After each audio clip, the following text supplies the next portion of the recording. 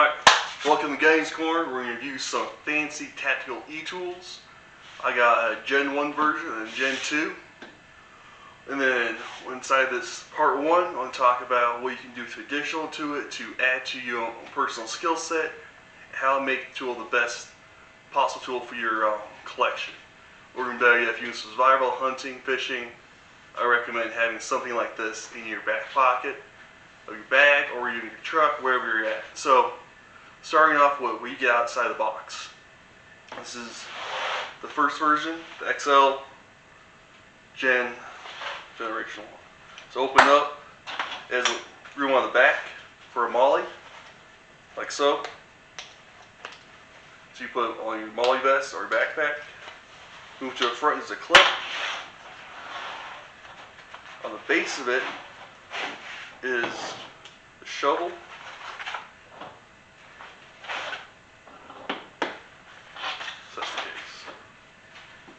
So on the shovel part, there are two parts like a normal e-tool you get when you get issued in the military. Same screwing component. You screw it down to loosen it.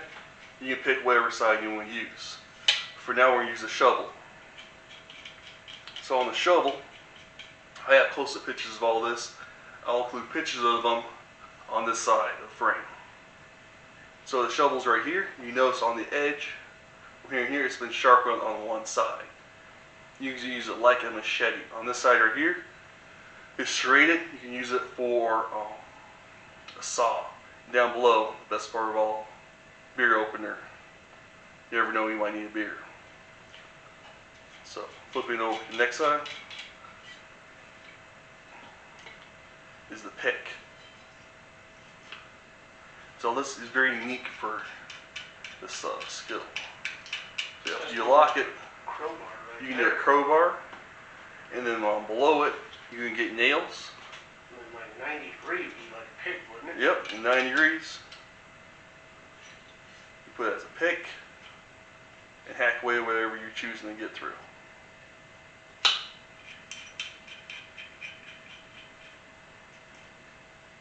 Just like in the military, like so. Or use a 90 degree on the other side for a hoe. A hoe for dirt, not the other way. I want to get mine together. Move on to the handles. On the back end, there's an icebreaker that screws in. If you unscrew it, there's a rod. You use your shavings to help jumpstart a fire. Now this will not cause a fire. This will make the whatever you're trying to start the fire more flammable. Magnesium, ain't it? Yep. Magnesium rod. On the other side, open it up.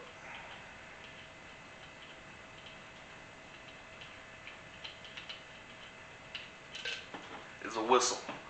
Now I'm not going to blow this whistle inside the bunker because we got animals down here. I'm not going to have them all pissed off about it. That's the wrong idea. But it has a survival whistle.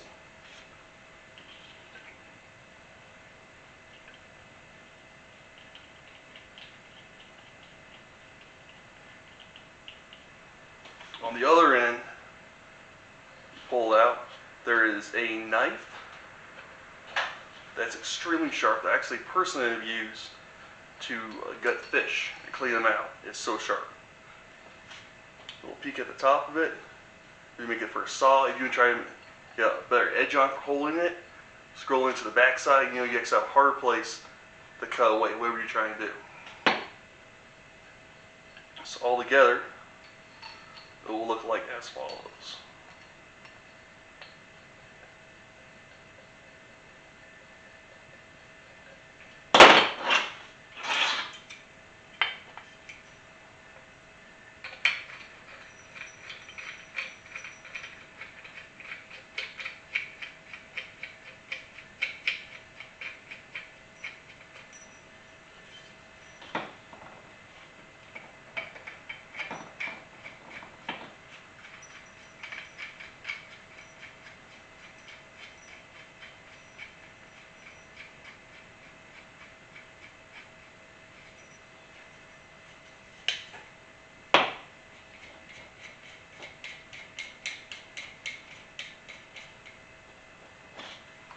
total size of it.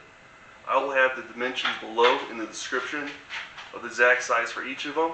And also, you go to a median page, I'll link an article below, and I'll write about each of the different sizes and more description of more in-depth review. Maybe some pictures too, you think? Pictures, I got pictures in there. I have it measuring with a ruler so you can tell exactly starting at any point of all the tools inside of it, and some other uses. So this is Gen 1, moving over to my version. So I have the exact same tool, but I've added stuff to it to make it more utilitarian. So the shovel, I kept the same, didn't change anything with this. Move on to the next part, the back handle. Now I made the back handle with inner parts for fishing gear. So in the back of it, I add about 50 feet worth of fishing line braided right here. It's also in the same pictures. I'll show right around here, little close-ups of them. On the other side,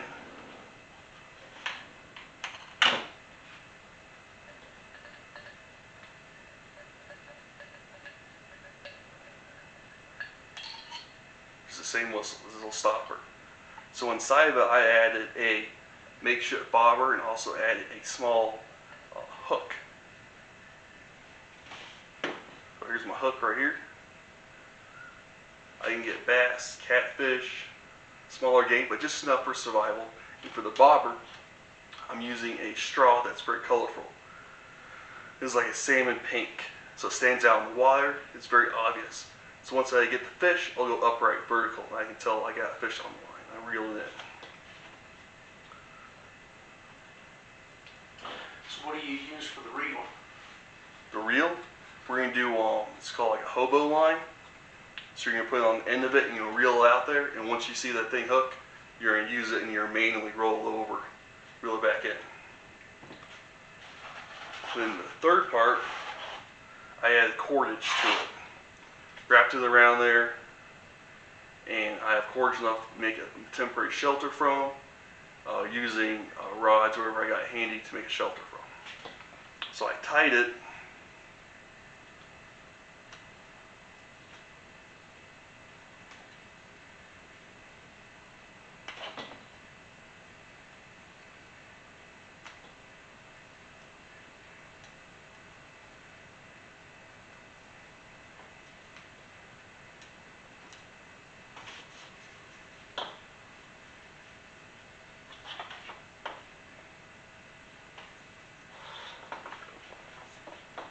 So that's the rod by itself.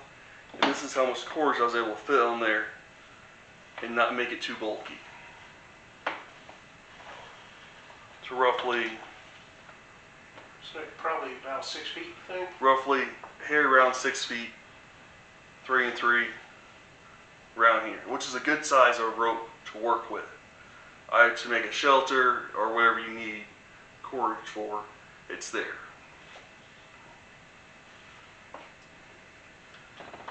All right, moving on to the new version. Now this version is pretty cool. It not only has these 3 components, but additionally it has a third rod, which makes it about 6 inches longer. So you have to go back, it's hard for you to bend down. You can stand a little more upright and work your way inside of it. It's almost 3 feet long. 3 feet long. So with an extra rod, you can add stuff inside of it. You can add things, tie things around, whatever you choose to do to make the survival kit benefit you. So opening it up, I'll show you. You get the exact same tool sets inside of it. Same set. You get the shovel, you get the pick. Exact same setup. Moving on to here. Your back end, you have, should be a whistle on this end. The whistle, followed by the ferret rod and the icebreaker. Exact same as the version before. Magnesium. Right here, magnesium rod. Pretty kick-ass setup right there. Oh, absolutely. So there's that.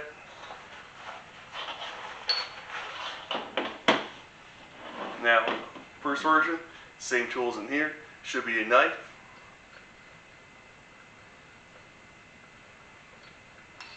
Yep, I got a knife in here.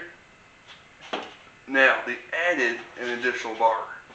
Exact same length as the other ones, but it's not nothing screws inside of it, and it's hollow all the way through.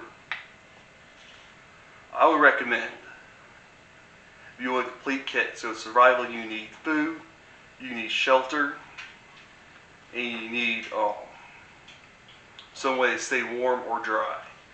I'll actually honestly add a survival blanket, either around it or inside of it. You get a little cheap one from Walmart, $1, but it's enough to wind block something for a temporary amount of time to get out safely.